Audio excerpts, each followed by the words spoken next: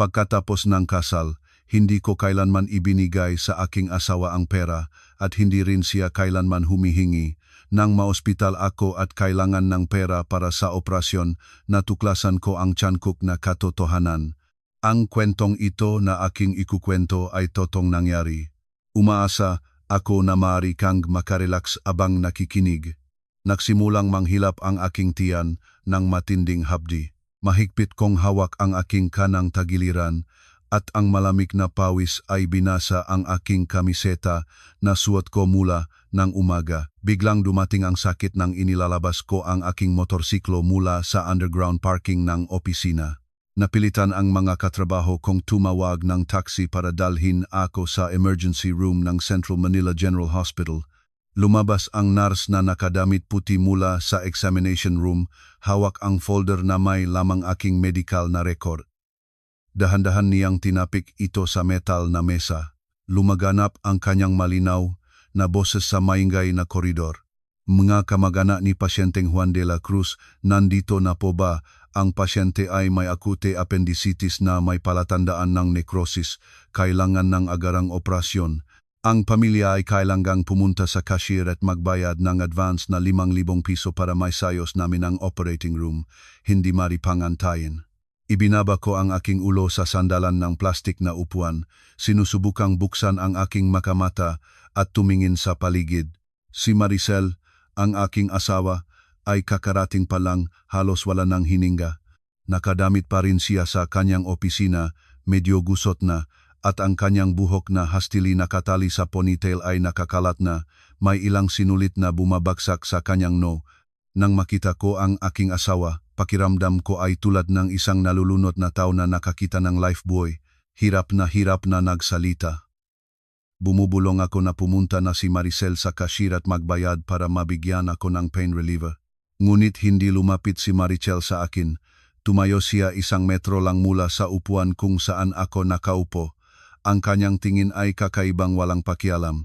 Wala ni aninong panik sa kanya, wala ang kakaibang kaguluhan na karaniwan ay ipinapakita ng isang asawa kapag ang kanyang asawa ay nasa kritikal na sitwasyon. Tumuwid siya at tiklop ang kanyang braso sa dibdib. Saan ka titingin? Saan ako kukuha ng pera para bayaran ang iyong operasyon? Ang boses ni Maricel ay malamig. Bawat salitang binikas sa gitna ng ospital lobby ay bumabagsak sa aking matay nga tulad ng hampas ng latigo. Natulala ako. Habang pinipigilan ang bagong along ng sakit, sinubukan kong ipaliwanag na sinabi ng doktor na kritikal ang sitwasyon. Malapit nang sumabog ang appendix. Alam ko kung ano ang kondisyon mo, aniya ng may katiyakan, pero uulitin ko pa wala akong kahit 1 pisong babayad ng 5,000. Saan napupunta ang iyong suweldo buwan-buwan? Yung naktataho na suweldo mo, siyang makbayad. Kunin mo ang telepono mo at tawagan mo agad ang iyong nanay. Sabihin mo sa kanya na magdala ang pera mo dito at iligtas ang buhay ng kanyang minamahal na anak. Nabilog ang aking mamata sa pagkamangha. Ang matunog sa paligid ay parang nalunod sa makapal na ulap. Ano ang sinasabi niya? Nakikita ang kanyang asawang nagdurusa sa sakit na sa bingit ng buhay at kamatayan at nakatayo lang siya at nag-usap tungkol sa pera at pinipilitang tumawag sa nanay. Muling lumala ang sakit sa tiyan, pinipiga ang aking sikmura hanggang yumuko ako, humihingal. Sinaway ko si Maricel. Paano ka makakapajing ganyang kalkuladora sa sandaling ito na ang buhay ko ay nasa panganib? Ngumiti ng may kapaitan si Maricel. Inilabas niya ang kanyang cellphone mula sa bag, pinindot ang isang numero, at inihagis ito sa bakanteng upuan sa tabi ko. Huwag mo akong lekturahin. Sa loob ng 7 taon, sapat na ang naibigay mong lektura sa akin. Tumawa ka agad bago pa sumabog ang iyong appendix. Umabot ang aking nanginginig na kamay sa telepono. Nakasulat sa screen, Nanay, ang pisikal na sakit ay nagsimulang makihaluin sa pakiramdam ng ganap na kawalan ng lakas at kalituhan. Hindi ko maintindihan kung paano ang aking mabait at matiisin na asawa na kilala ko sa loob ng 7 taon ay naging ganong malamig na nilalang na kaya siyang walang kupas na panorin ang kanyang asawang namamatay sa lobby ng ospital. Lumalaki ang alon ng sakit mula sa appendix. lumalabo ang aking paningin. Sa pagmamasid sa nagyayelong kalmado ni Marichel, biglang naalala ko ng malinaw ang isang gabi 3 araw pagkatapos ng aming kasal. Ito ay isang Sabado ng gabi sa aming lumang apartment sa Tondo, Maynila. Nakaupo ang aking nanay, nakakrus ang mabinti sa lumang sofa at dahan-dahang nagbubuhos ng saa para sa sarili. Si Marichel ay abala sa kusina ng kumpas ng nanay ay tinawag kaming dalawa sa sala para sa isang usapan. Inubo siya, tumingin sa akin ng direkta at iniunat ang kanyang kamay. Nanding, ibigay mo sa akin ang iyong ATM card para sa suweldo. Kayo mga kabataan ngayon ay mga gastador na gastador. Ang kinikita ay siya ring ginagastos, hindi kayo marunong mag-ipon. Hayaan mo akong pamahalaan ang inyong pera. At kapag kailangan ninyong pera para sa isang seryosong bagay-bahay o sasakyan, ibabalik ko sa inyo ang lahat. Nang buwang iyon, napromote pa lang ako bilang pinunong project department. Ang aking suweldo, kasama ang bonus, ay mana 30,000 piso. Hindi ito maliit na halaga. Nakaupo si Marichel sa tabi ko. Ang kanyang madaliri ay kinakabahan na kinukurot ang gilid ng kanyang damit. Bulong na naksalita siya, naktutugon sa biya ng babae na kami ay bagong kasal, marami kaming magastusin at humiling na hayaan kaming pamahalaan mismo ang aming pra. Malakas na inilagay ng nanay ang tasa sa mesa. Nagniningning ang kanyang mata habang nakatingin sa manugang na babae at mabilis na nagsabi, "Kakarating mo lang sa bahay na ito. Gusto mo nang hawakan ang kapangyarihan. Praiyan ngang aking anak, ako ang kanyang ina. At kung hawak ko ang pera nila, mananatili ang lahat, pamilya tayo, walang magdaraya sa isa't isa. Bibigyan ko kayong ng 2,000 piso buwan-buwan, hindi na kayo kailangang magbayad ng upa. Para sa pagkain at mga pangunahing pangangailangan, sapat na iyon, tapos na ang usapan." Noong panahong iyon, pakiramdam ko ay tama ang nanay. Ipinanganak niya ako, pinalaki ako, at kung gusto niyang tumulong na mag-ipon kra para lang sa aming kinabukasan iyon, binangkit ko na lang ang pagtutol ni Marichel. Inilabas ko ang ATM card mula sa aking pitaka. Inilagay ito sa kamay ng nanay at binigyan pa siyang PIN code para hindi siya malimutan. Pinakalma ko si Marichel, sinasabing matanda na ang nanay. Kailangan lang na sumusuko para sa kapayapaan ng pamilya. 2,000 piso ay sapat na, at kung kailangan ng dagdag, hihingi na lang ako sa nanay. Ngunit, nakamali ako.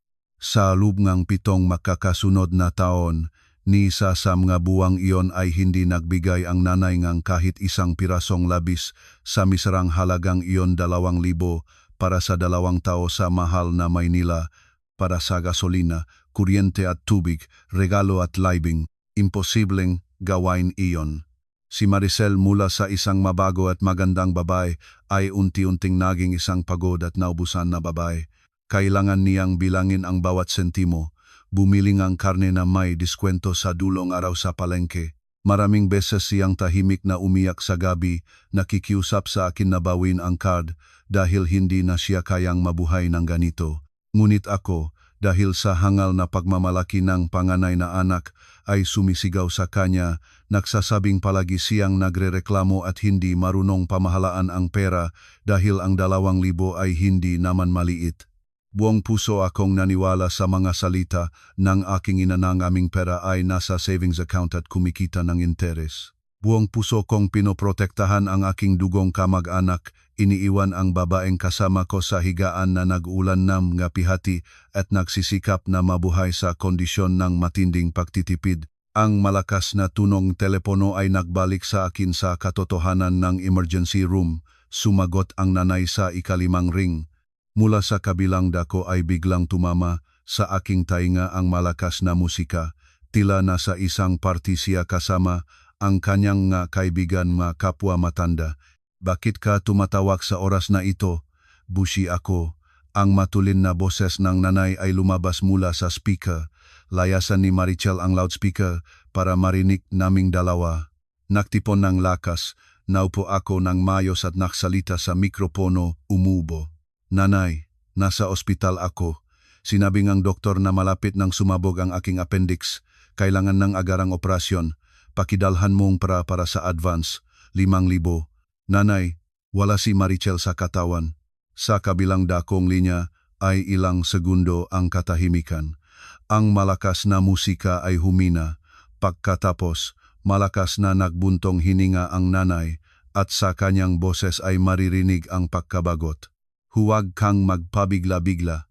Ang pagpapagamot sa Central Manila General Hospital ngayon ay napakamahal. Alam mo ba, nung nakaraang buwan, nakuhang kapatid mo na si Ana ang kotse na nakakahalaga ng 1,000,000 piso. Wala na akong cash sa bahay. Nabuka ang aking bibig sa pagkagulat. Ilang araw lang ang nakaraan, nagreklamo ang nanay na sumasakit ang kanyang makasukasuan at wala siyang pera para sa gamot. At noong nakaraang buwan, walang kahirap-hirap na gumastos ng 1,000,000 para sa kots ng aking kapatid. Muli akong nasaktan ng habdi sa tiyan. Bumubulong, nakikiusap sa kanya na kumuha ng pera mula sa aking sweldong card sa ATM at magdala dito. Sumigaw ang nanay sa telepono. Ang pra mula sa iyong card ngayong buwan ay nakuha ko na at ibinigay kay Boying. Kahapon ay kulang siya sa pondo para sa kanyang negosyo. Kakaalis ko lang din ng lahat ng pera mula sa savings accounts na binuksan ko gamit ang iyong sweldo, 800,000 at ibinigay sa kanya para sa pagpapalaki ng negosyo. Anong uri nga asawa ka na ang asawa mo ay walang pera kapag pumunta sa ospital? Sabihin mo kay Maricel na hanapin niyang solusyon. Anong bagay-bagay itong itinatawag niya? Gumagambala sa lahat ng plano ko. Humiram siya sa makasamahan, paalam. Hindi pa rin nakakapagsalita. Pinutol na ang nanay ang linya. Tinanggihan lang ng aking ina ang pagdadala ng pera para mailigtas ang buhay ng kanyang sariling anak na nandun at naghihintay ng operasyon. Sa aking isipan ay umikot ang manumero, 800,000 sa manugang para sa negosyo nang hindi man lang tinanong ang aking opinyon, 1,000,000 para sa kotseng anak na babae nang hindi man lang kumukurap, at ang kanyang anak na lalaki na nagpagal at nagpawis at nagdugo para kumita ng pera ay pinabayaan ng kanyang sariling ina sa koridor ng ospital. Itinuan ko ang aking mamata kay Marichel. Hindi siya umiyak. Ang masulok ng kanyang labi ay nanginig. Nagbubuong ang mapait ng ngiti. Kinuha niya ang telepono mula sa aking kamay at inilagay ito sa bag. Sa unang pagkakataon sa aking buhay, natakot ako sa kalmado ng aking asawa. Inilipat ni Marichel ang plastik na upuan at umupo sa harap ko. Sa kanyang mata ay ngayon ay may nagliliwanag na apoyng put na matagal na niyang pinigilan. Malinaw siyang nagsalita, bawat salita ay direktang bumabagsak sa aking pagkabulag. Narinig mo ba ang sinabi ng iyong pamilya? Ang iyong magandang nanay, yung lagi mong ipinagtanggol na sinasabi mong mababa ang loob ko at binabanggit ang bawat piso. Kahahanda palang makbayat para mailigtas ang iyong buhay. 800,000 sa manugang para sa negosyo, 1,000,000 para sa kotseng kapatid, at ang buhay ng anak ay sinuri niya na mas mababa pa sa 5,000 piso. Tahimik akong nakatayo, nangipit en enipan sa sakit, hindi makasagot eni kahit isang salita. Pinikit ni Marichel ang kanyang mga kamao, inilagay sa kanyang mga tuhod, nanginig ang kanyang boses sa galit. Alam mo ba kung saan ako nanggaling sa loob ng 7 taong ito? Isang ordinaryong accountant lang ako na may sweldong 15,000 piso. Dun, buwan-buwan, nagbibigay akong 3,000 piso sa iyong nanay para sa pagkain. Sa natitirang 12,000, nagbabayad ng upa para sa anak, bumibili ng groceries at naglalagay ng gasolina sa kotse. Gumagamit akong moisturizer na nagkakahalaga ng 200 piso mula sa supermarket. Sa loob ng 7 taon na aking pagiging iyong asawa, ni isang beses ay hindi ako pumasok sa isang tindahan ng damit para bumili ng bago para sa trabaho. Kahit na nang mabasag ang tali ng aking bra, tinahin ko lang ito at patuloy na isinuot. Itinuro ako ni Marichel, ang masalita ay dumalo mula sa kanya tulad ng malakas na ilok na sinira ang pader. Habang ang iyong asawa ay nabubuhay tulad ng isang libreng katulong, saan napupunta ang iyong pera? Sa palagay mo ba ang iyong nanay ay mabait at matipid? Inubos niya ang lahat sa iyo para buhayin ang pamilya ang iyong kapatid. para buhayin ang iyong manugang na palaging kabiguan. At ikaw ay nagpipinit ng mga mata sa lahat at tinatawag akong makasarili. Nabuksan na ba ang iyong mamata ngayon? Nakini ako habang ibinubuhos ni Marichel ang lahat ng kanyang sakit at naramdaman ko kung paano lahat ay binaliktad sa loob ko. Bawat salita niya ay hilaw na katotohanan na nag-alis ng maskara sa aking matagalang kahinaan. Labis akong nagtiwala sa pariralang pamilya tayo. At sa huli, naging isang manika ako habang ginawa kong biktima ang aking asawa. Ibinukot ni Marichel ang zipper ng kanyang kinalumang bag. Inilabas niya ang isang pakete ng pera. Karamihan ay 200 at 500 pisong papel, maingat na naayos at ilang isa at 1,000. Dito ay 30,000. Ito ang lahat ng aking ipon. Patago akong nagbebenta ng maliliit na bagay sa internet sa gabi at itinatago ang pera sa iba't ibang sulok. Sa cabinet sa ilalim ng damit. Babayaran ko ang kalahati para may pasok ka sa operating table at ang natitirang 15,000 mahiga ka dito at tumawag sa iyong kaibigan. Humiram. Naubos na ang aking pasensya. Pagkatapos sabihin ito, lumiko si Marichel at naglakad patungo sa cashier. Sa pagmamasid sa kanyang payat na likod na nawawala sa karamihan, napagtanto ko kung gaanong duwag ang aking naging katawan. Malakas akong nakpalo sa sarili kong pisngi, hindi pinapansin ang nasasabog na sakit sa tiyan. Tumakbo palabas ng examination room ang on-duty surgeon na si Dr. Santos, nagnininging ang mga patak ng pawis sa kanyang Hawak niya ang resulta ng ultrasound at tinatapik ang aking kamay. Napakaseryoso ngayong kalagayan na mamaga ang appendix. May mga palatandaan ng pagtagas ng likido sa lukab ng tiyan. Kung mahuli pang 15 minuto, magsisimula ang peritonitis at iyon ay nakamamatay. Nakipag-usap na ako sa pamamahala ng departamento para dalhin kayo sa operating room ng priority at ang mga kamag-anak ay kailangang agad na ayusin ang natitirang halaga at mga dokumento. Dumating ang stretcher. Inilipat ako ng mga orderly dito. Kakarating lang ni Marichel na may resibo at nakitang inilalabas na ako ay nakmadaling sumunod. Sa malamig na koridor, narinig ko si Marichel na tuloy-tuloy na tumatawag sa kanyang ina sa lalawigan. Ang kanyang boses ay puno ng pag-aalala, humihingi na pautang para sa gamot at pag-aalaga pagkatapos nega operasyon. Sa sandaling umikot na ang stretcher patungo sa sterile na lugar ng operating block, bumukas ang mga pinto ng elevator. Mabagal na lumabas ang aking nanay, kapatid na si Ana, at ang asawa nitong si Boying. Naka-elegante silang tatlo. Dalang nanay ang maliit na plastic bag na may 500. Si Boying ay nakadamit ng magarang gris na suit at pinaikot-ikot ang keychain na may logo ng milyon-milyong SUV sa kanyang daliri. Si Ana ay may branded na bag at matataas na takong. Lumapit sila sa aking stretcher. At ni isa sa kanila aking mga dugong kamag-anak ay hindi kumuha ng pitaka o nagtanong tungkol sa pera para sa ospital. Tumingin sa akin si Boying at nagpatingkap ng labi. Nanding, paumanhin ka na. Lahat ng prako ay naipuhunan na sa bagong batch ng produkto. Wala akong cash sa bahay. Hindi ko may labas. Sino ang makakaalam na mangyayari ito? Nakpiga ng labi si Ana at bumulong. Mayroon kaming 2 anak. Alam mo na ang magastusin. Lagi na lang kulang ang pera. Bakit hindi mayos ang oras mo, kuya? Nakatayo ang nanay. Nakatiklop ang mga braso sa dibdib at tumingin sa ibang direksyon. Ang savings account ko ay pangmatagalan. Kung kukunin ngayon, masisunog ang lahat ng interest at ang iyong sweldo ay naibigay ko na nang hindi sinasadya. Magkasundo na lang kayong mag-asawa, humiram. Matanda na ako. Saan ako kukuhang pera? Parang huminto ang aking puso. Anong pagtataksil? Anong kalamigan ng puso? Ang manugang ay nakmamanehong kotseng nakakahalagang milyon-milyon, nakatira sa malaking apartment, ngunit nagaatubili na gastusin ang ilang libo para may ligtas ang bayaw. Ang kapatid na babay ay may branded na bag, ngunit nag-ingay tungkol sa mga gastusin sa mga bata.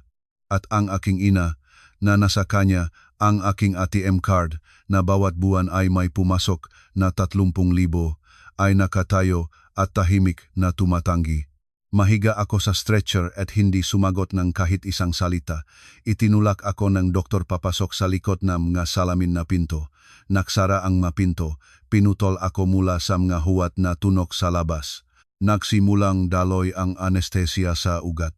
Sa sandaling mahimlay na ako, nagtatanong ako sa sarili, kung mamamatay ako ngayon sa operating table, maluluha ba ang aking magadugong kamag-anak ng kahit isang luha o magiging abala sila sa paghahanap ng PIN code ng aking ATM card? Pinigilang muli ang stretcher sa pulang linya bago ang sterile na lugar ng operating room. Lumapit ang nurse na may hawak na tablet at iniabot sa akin ang ballpen. Pasyenteng Juan de la Cruz, pirmahin po ang pahintulot sa operasyon. Ipinaliliwanag po namin sa inyo ang lahat ng posibleng panganib na kaugnay ng anestesia at pag-aalis ng namatay na appendix. Dahil hindi nababayaran ng inyong makamag-anak ang buong halaga, dapat kayong mismo ang pumirma at tanggapin ang lahat ng responsibilidad. Iniunat ko ang aking kamay, doon ay nakatanim ang karayom ng IV drip at sa nanginginig na mga daliri ay kinuha ko ang ballpen. Ang mga titik sa papel ay lumabas na baluktot at magulo. Habang pumipirma, nakinig ako sa mga tunog na nagmumula sa koridor. Ang mga boses ng nanay at kapatid na si Ana ay maring naririnig, walang nikatiting na pagsisi. Nanay, kumain tayo ng tanghalian sa Jollibee. Ang pagupo dito sa ospital, amoy betadine, sumasakit na ang ulo ko. Appendix lang ang pinutulan ni Kuya Juan, hindi siksik ang katawan. Bakit mangangamba, gigising siya mamayang gabi, dadaan tayo sandali at uwi na. Agad na nagbuntong hininga ang nanay at sumagot, sige, kumain na tayo, sabihin mo kay Boying na dalhin ang kotse sa pangunahing pintuan. Sa ganyang init hindi ako maglalakad hanggang gate para humanap ng tricycle. At saan si Marichel? Hayaan mo siyang makbantay sa kanyang asawa. Kung kailangan ng para sa gamot, tumawag siya sa kanyang kamag-anak sa probinsya at humiram, parang may kumuyom sa aking puso. Ang aking nanay at kapatid tahimik nilang pinag-usapan ang tanghalian sa fast food, nagreklamo sa amoying ospital, at inilalipat ang lahat ng responsibilidad sa aking mahirap na asawa, sa sandaling nasa bingit na akong buhay at kamatayan. Nung ang stretcher ay naglalakad na sa operating room, nakita ko si Marichel na mabilis na lumapit, tahimik na hinawakan ang aking malamig na kamay. Sa kanyang mamata ay may kalungkutan, ngunit sa sabay na panahon ay may kakaibang determinasyon. Hindi siya nagpapalakas ng loob, hindi umiyak, mahigpit lang siyang humawak ng aking kamay sandali, pagkatapos ay binitawan ito at lumayo, nagbibigay daan sa nurse. Naksara ang mga pinto ng operating room. Ang maliwanag na liwanag ng surgical lamp ay tumama sa aking mukha. Ang tunog ng mametal na instrumento. Ang anesthesiologist ay naglagay ng oxygen mask sa aking mukha at humingi sa akin na bilangin mula 1 hanggang 10. Ang kemikal na sustansya ay dumanas sa ugat. Nagdadalang pakiramdam kabigatan. Pumikit ako. Sa ulo ay isang tanong lang ang patuloy na bumabagsak. Kung sa isang sandali ay hindi sinasadyang matamaan scalpel ng siruhano ang isang malaking ugat, kung hindi na ako gigising pa, isasantabi ba nga aking nanay at kapatid ang kanilang tanghalian para tumakbo at manluksa sa akin kahit isang luha? Nagising ako ng gabi na sa labas. Ang mafluorescent na ilaw sa kisame ng ospital na silid ay nagbibigay ng maputlang patay na liwanag. Ang tahi sa ilalim ng tiyan ay humihilab sa bawat malalim na hininga o galaw. Agad, isang bulak na basang-basa ang mainit na tubig ang dumampi sa aking tuyot na basak na mga labi. Si Marichel iyon, nakaupo siya sa parehong damit mula ng umaga, nakaimerse sa kanyang pag-iisip sa isang upuan sa tabi ng kama. Nang makitang nagising na ako, inilagay ni Marichel ang baso ng tubig sa bedside table at pinunasan ang pawis sa aking noo. Maingat ang kanyang magalaw, malikhaing maingat, ngunit ganap na tahimik, ni isang malambing na salita, ni isang hininga ng kaginhawahan. Bumulong ako ng kanyang pangalan. Nais kong humingi ng tawad, Humingi ng tawad na iniwanan ko siya na mag-isa sa pagharap sa mga problema sa napakahirap na sandali. Humingi ng tawad na pinilit ko siyang tiisin ang kahihiyan mula sa aking pamilya. Ngunit itinuan ni Marichel ang kanyang kamay, pinipigilan ako. Umiling siya at tiningnan ang paligid para masiguro na hindi nakikinig ang makalapit sa silid. Huwag ka nang magsalita. Mag-ipon ng lakas at magpagaling. Ngunit bago ka muli makatulog, may gusto akong ipakita sa iyo. Nais ko sanang maghintay hanggang maari kang ganap na bumaba, ngunit ang ginawa ngiyong pamilya kanina ay hindi na ako makapaghintay. Hindi na ako makapaghintay ng kahit isang minuto. Sa mga salitang ito, inilusot ni Marichel ang kanyang kamay sa loob ng kanyang lumang bag at inilabas ang isang kayumanggi na sobra, format A4. Ang masulok ng sobra ay gasgas na nakpapakitang paulit-ulit itong kinuha at tiningnan ng hindi mabilang na beses. Malamig na inihagis ni Marichel ang sobre sa aking manipis na kumot. Ang papel ay tahimik na bumaksak sa aking dibdib. Buksan mo at tingnan mo mismo. Tingnan para maintindihan mo kung gaano ka kabulag sa loob ng 7 taon. Tingnan mo kung saan napupunta ang pera na iyong kinita sa pawis at dugo, araw at gabi. Ang iyong nanay ay hindi naglagay nito sa savings account. Lahat ay nandito. Ang aking kamay ay nanginig habang inaabot ang sobra.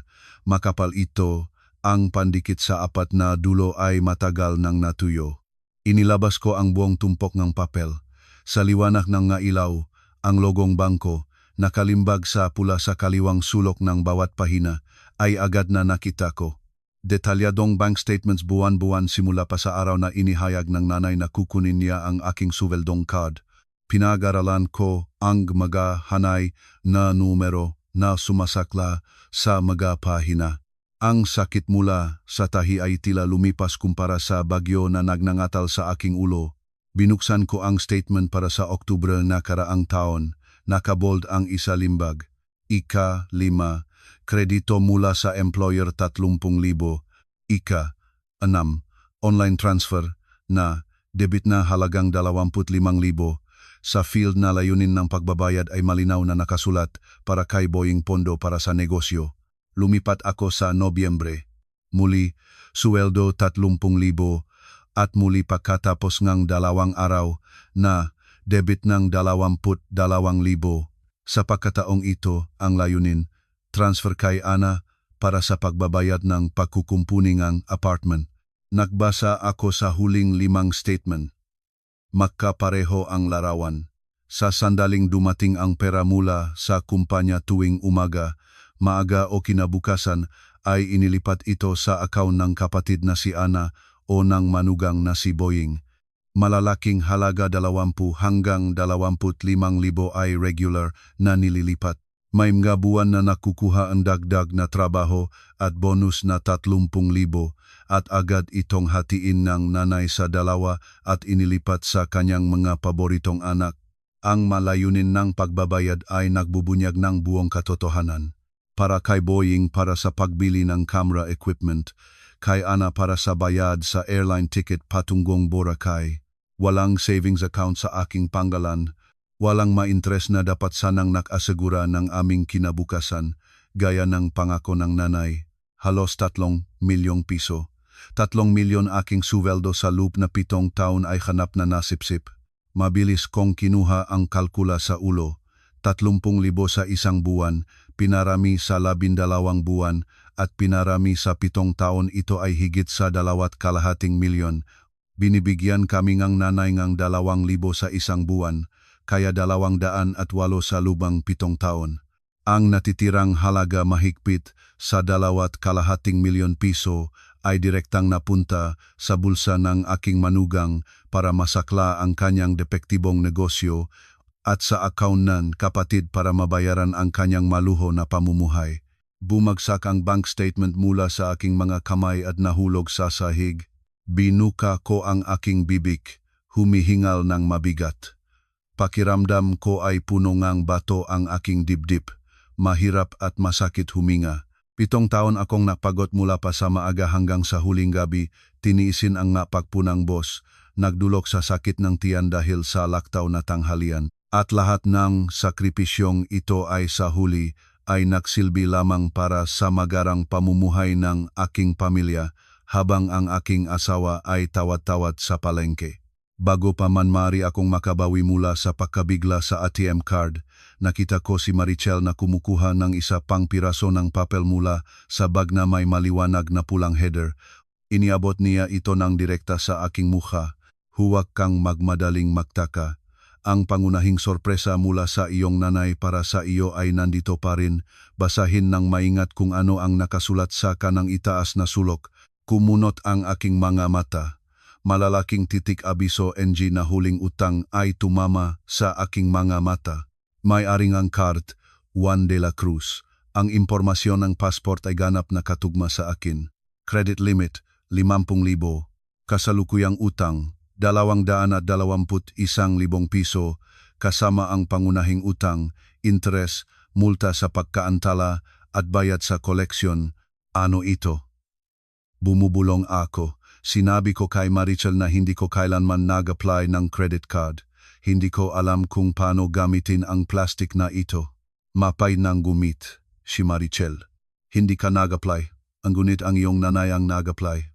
Nalimutan mo na ba na 4 na taon na ang nakararaan sa pagkukunwari ng pag-renew ng ilang dokumento sa lungsod ay pinilit kang pumirma ng maraming papel daw para sa pag-update ng iyong sweldong card. May kakilala siya dun sa credit department.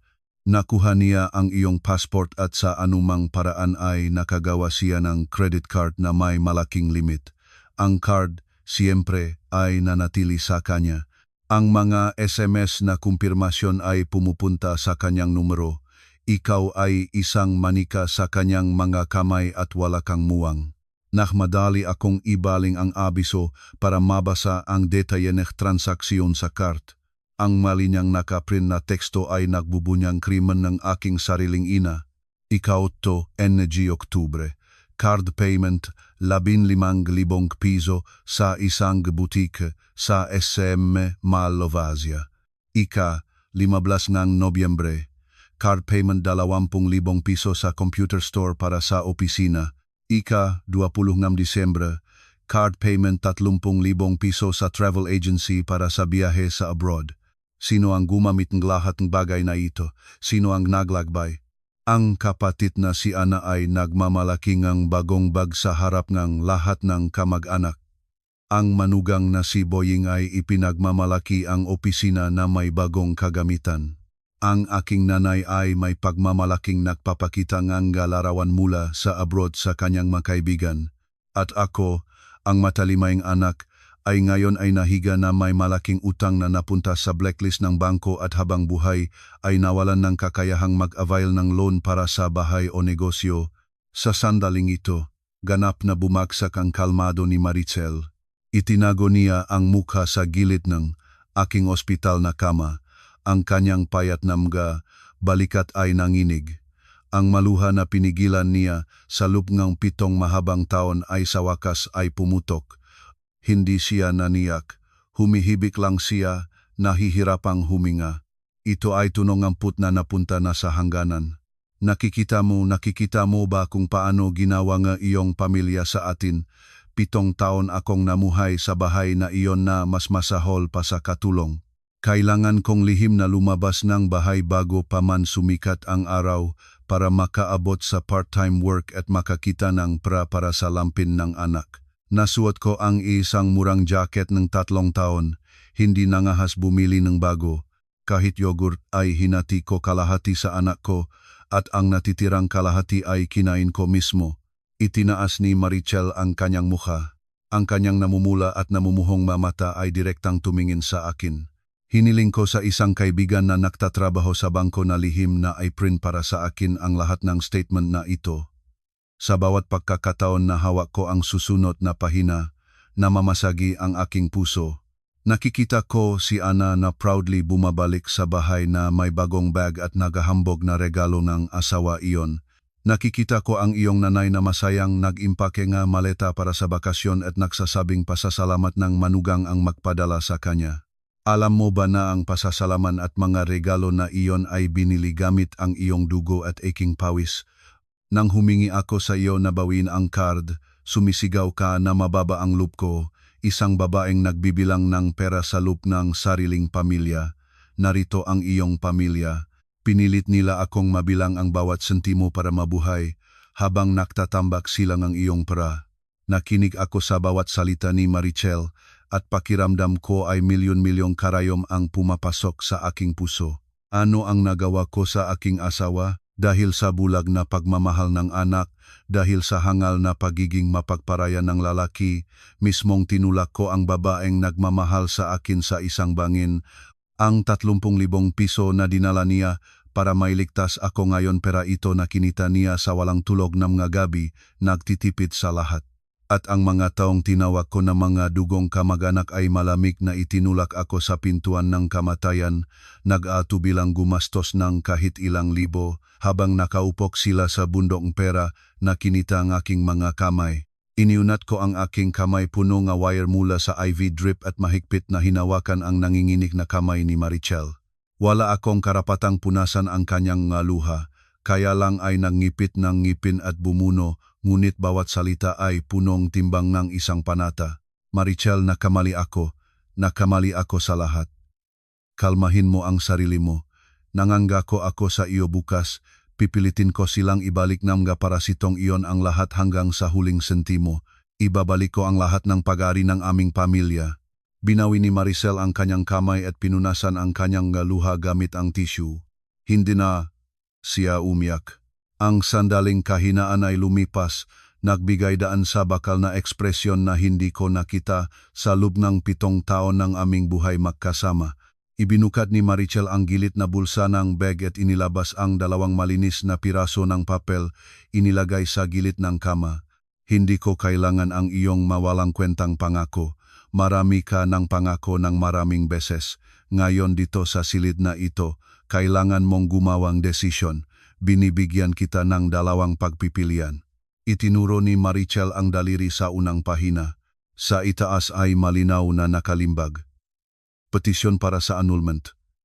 Ang pangalan ng petisyoner, ang kanyang pirma ay nandun na, nakalakip ngang asul na tinta. Pagpipilian 1.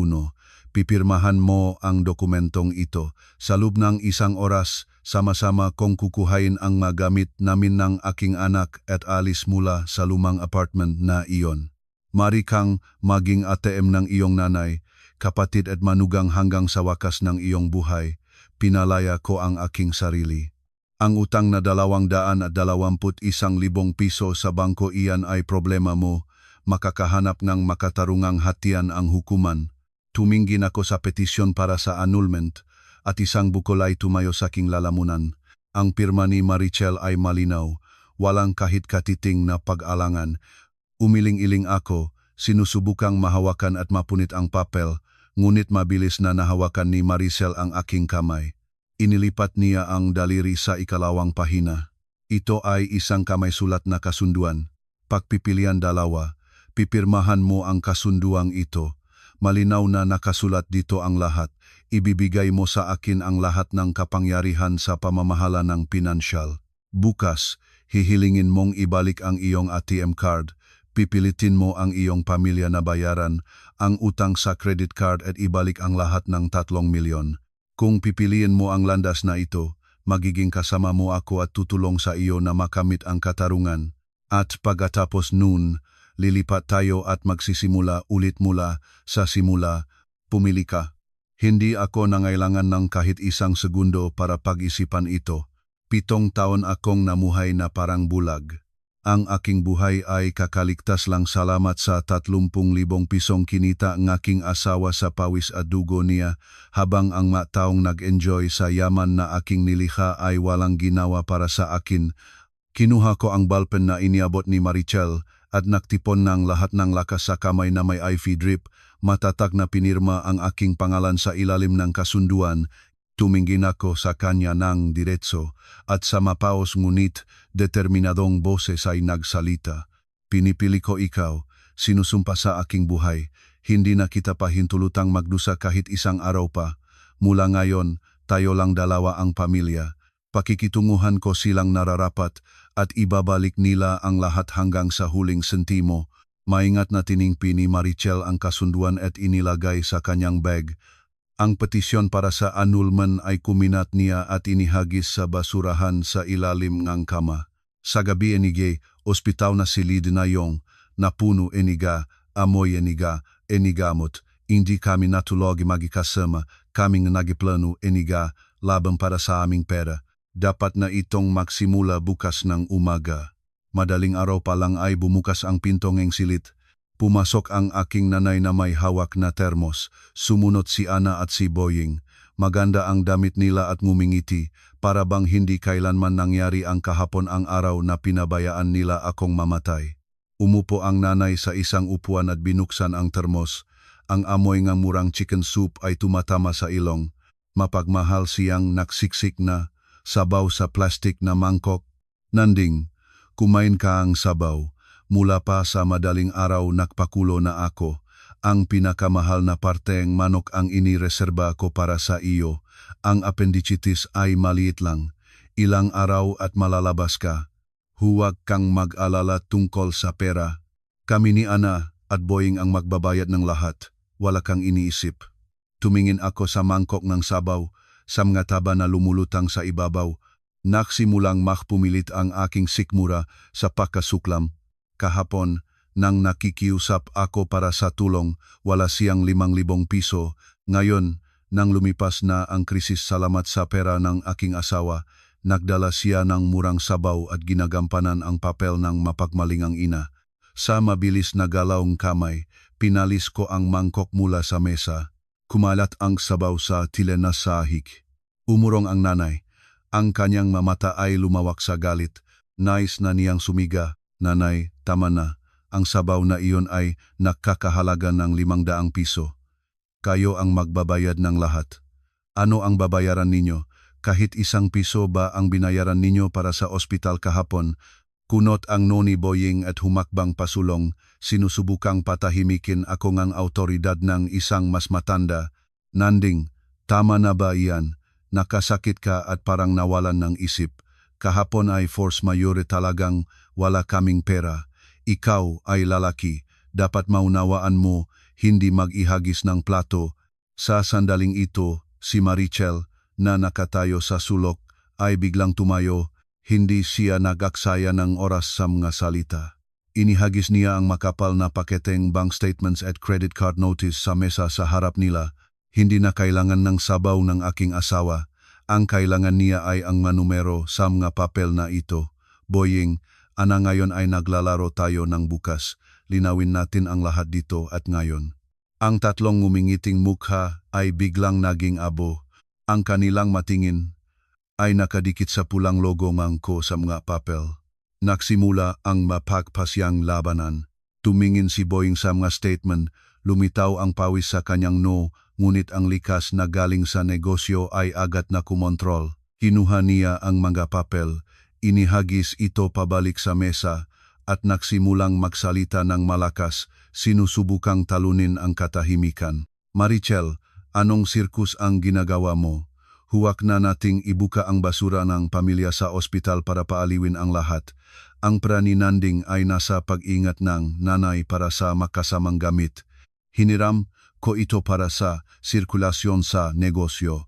Hindi naman nawala, itinuturing ko ito bilang bahagi ni Nanding sa aking kumpanya. Huwag kang magiging manhid, manugang. Humakbang si Marichel pasulong, nakatiklop ang mabraso sa dibdib. Ang kanyang tingin ay tumalab sa mukha ngang mapakunwaring manugang. Huwag mo akong lekturahan. Ang tatawa ay ang inyong pamilya, hindi ang aming pamilya. Sinasabi mong ang aking asawa ay isang shareholder. Sinasabi mong ang pera ay napunta sa pagpapaunlad ng kumpanya. Mabilis na binuksan ni Marichel ang telepono, kinuha ang isang larawan at iniluksong ito sa harap ni Boying. Ito ang kopyang sertipiko ng pagpaparehistro ng iyong kumpanya Techno World Trading. Sa listahan ng mga naktatak ay ikaw at 2 mong kaibigan. Nasaan ang bahagi ni Juan de la Cruz? Ginamit mo ang pera ng aking asawa, kabuwang 3 milyong piso para itayo ang iyong sariling negosyo. Ang kita ay ginagastos mo para sa iyong SUV at kahit isang pisong dibidendo ba ang natanggap ng aking asawa? Aling bahagi? Boying? Namutla si Boying. Lumunok siya. Lahat ng kanyang nadahilan ay naguho.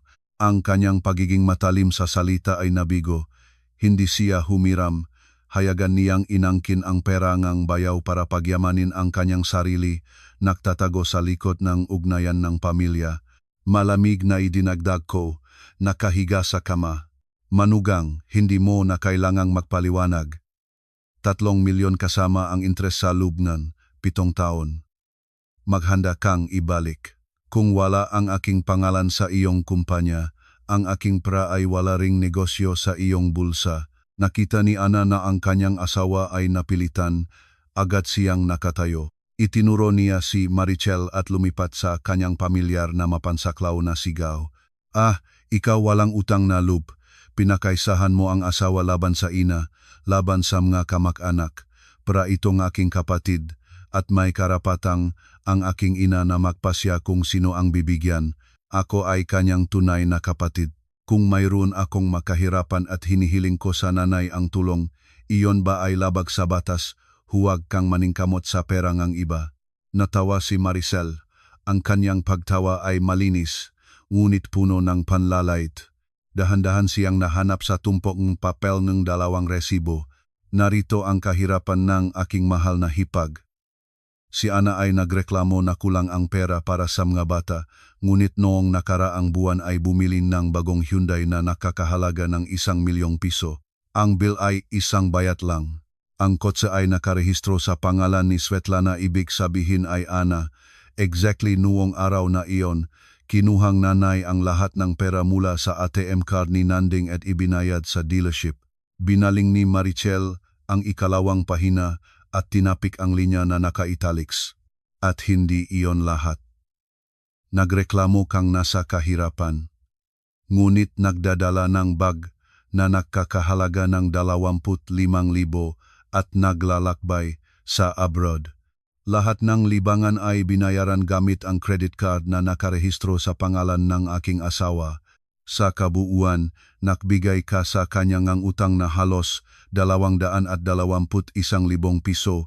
Saan nga ba ang iyong kahirapan, Ana? Namumuhay ka sa kasiyasan gamit ang dugo at pawis ng iyong kapatid. Wala ka bang kahihiyan? Ang mukha ni Ana ay naging puti tulad ng patay. Ang kanyang maliwanag na galabi ay nanginik. Hindi siya makaimik. Ang maskara ng mahirap na ina ng 2 anak na matagal na niyang isinusuot ay walang awa na natanggal. Wala na siyang natitirang kahit isang argumento para makapag-induce awa o makapaglipat responsibilidad. Ang ebidensya ay hindi may tatanggi. Nakita ng nay na ang kanyang paboritong anak ay nabigo at ganap na natalo. Naunawa ang hindi na magiging epektibo ang lohika. Ginamit niya ang kanyang huling trump card, ang walang hanggang taktika ng biktima na matagal na niyang ginamit laban sa akin. Tuwid siyang bumaba sa tile na saing ng ospital na silid. Nagsimula siyang magpalo sa kanyang matuhod at itinaas ang kanyang ulo, umungol. Diyos ko, bakit ito mangyayari sa akin? Tingnan ninyong lahat, ganito ang pakitungon ng sariling anak sa kanyang ina. Siya ay 9 na buwang dinala ko sa sinapupunan, walang tulog na inalalayan, nagutom para mapagtapos. At ngayon ay nakikinig siya sa asyawa niyang iyan at binibilang ang bawat piso mula sa sariling ina, kapatid at manugang. Bakit pa ko mabuhay? Mas mabuti pa sana na mamatay na ako para hindi ko na makita ang kahihiyang ito. Ang kanyang mapekang iyak ay kumalat sa buong koridor. Nagsimulang sumilip ang makapuno na usisa mula sa makakalapit na silid. Kung ito ay ang nakaraan na ako, isang pag-iya niya ay sapat na para lumuhod akong humihingi ng kapatawaran. Ngunit ngayon, ang tingin ko sa babaeng nagpapagulong-gulong sa sahig ay walang laman at malamig. Nagtiti sumupo ako sa kama. Tumingin ako ng direkta sa babae at pinigilan ang kanyang palabas ng salitang matalas tulad ng tabak. Nanay, tumayo ka, tama na ang pagganap. Ipinanganak mo ako, ngunit kahapon ngang hapon ay malamig mong pinabayaan akong mamamatay sa koridor, nagaatubiling gumastos ngang 5,000 para sa operasyon. Nang gumagastos kang halos 3 milyong piso nga aking pera sa kapatid at manugang, hindi ka nag-atubili. Nang nagbitbit kang utang na 200,000 sa akin para mabili ang bag ni Ana, hindi ka nasaktan. Nang pinilit mo si Marichel na mamuhay sa kahirapan ng 7 taon, hindi ka naawa sa kanya. Kumapit ako sa gilid ng kama at matatag na nagpahayag. Ngayon ay sinasabi ko ito sa huling pagkakataon. Hindi ko hinahanap na ibalik sa akin ang utang para sa aking kapanganakan at pagpapalaki. Hinihingi ko ang aking sariling pera na kinita sa pawis at dugo, eksaktong 3 milyon. Kung hindi ninyo ibabalik, mismo akong magsasampang ng kaso sa hukuman laban sa inyo, kaya tumigil na sa pag-iyak.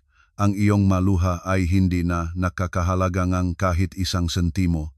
Biglang tumigil ang pag-iyak ng nanay. Natigilan siya sa sahig. Malawak na nakanganga ang mga mata. Tinitignan ang kanyang matalimaing anak na sa isang gabi ay ganap na nagbago. Ang malupit na katotohanan ay pumutol sa lahat ng mga sinulit na huwat na pagmamahal, nagpapahiwatig ng mahal na presyong kailangan nilang bayaran. Iniunat ko ang aking kamay patungo sa murang synthetic leather na bag ng nanay na nakalatag sa paanan ng kama. Mabilis na nahanap at naalis ng aking maga daliri ang pamilyar na ATM card.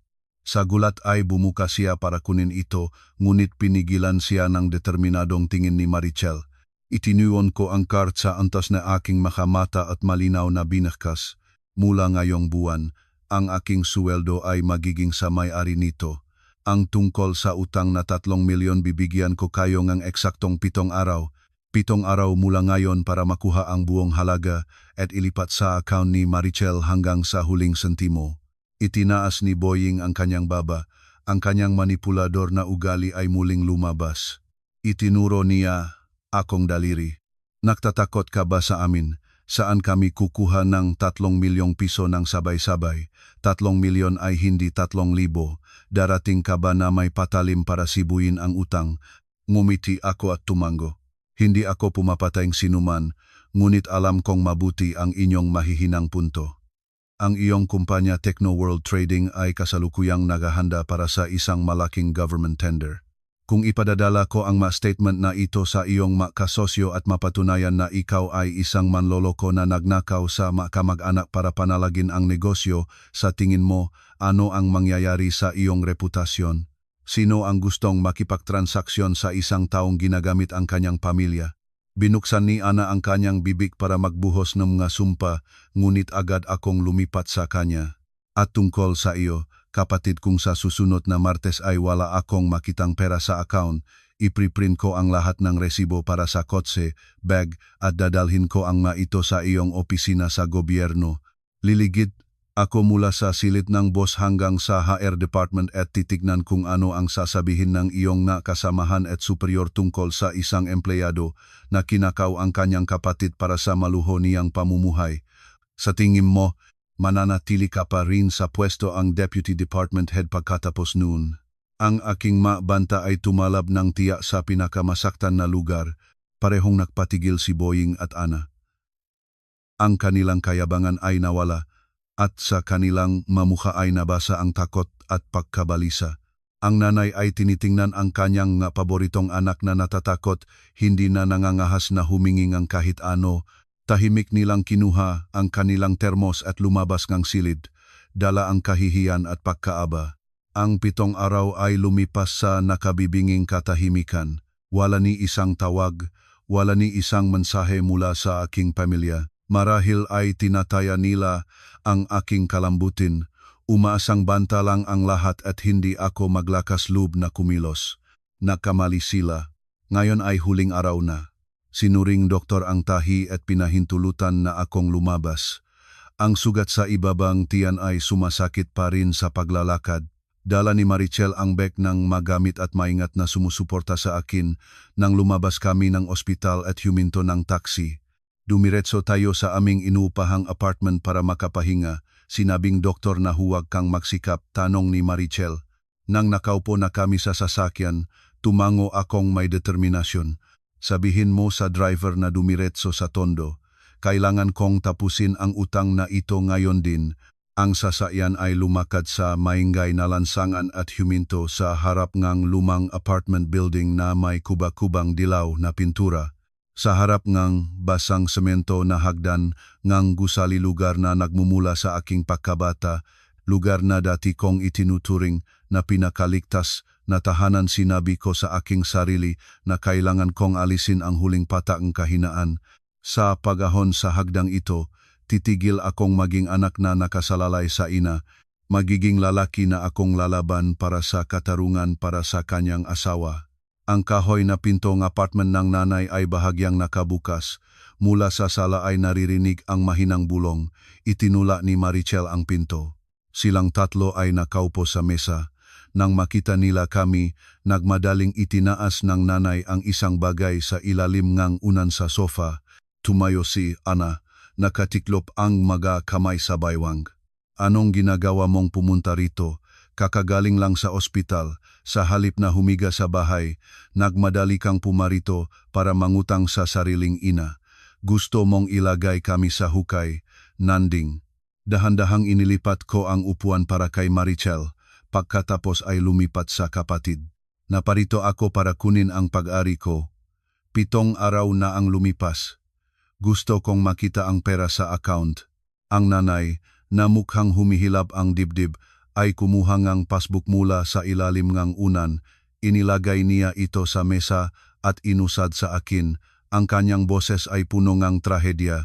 Pinalabas namin ang lahat hanggang sa huling sentimo. Ang passbook na ito lang ang natira. 300,000 piso, lahat ng aking ipon para sa katandaan. Nanding, kunin mo ito at pakiusap, patawarin mo ang kapatid at si Boying. Mahirap sila ngayon. Saan sila kukuhang 3 milyon? Sa akin lang ito. Tumingin ako sa passbook. Pagkatapos ay sa mukha ni Boying na punong ng pekeng kalungkutan. Alam kong siya ay may ilang loteng lupa sa Bulacan. Hindi ako nakipagtalo. Inusad ko ang passbook pabalik sa nanay. Sinasabi ko sa huling pagkakataon.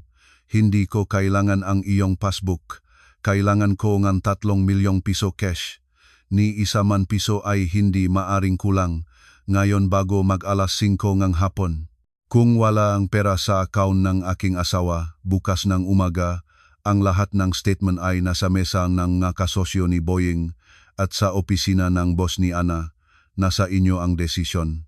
Pagkatapos sabihin ito, hinawakan ko si Marichel sa kamay at matatag kaming naglakad patungo sa pintuan.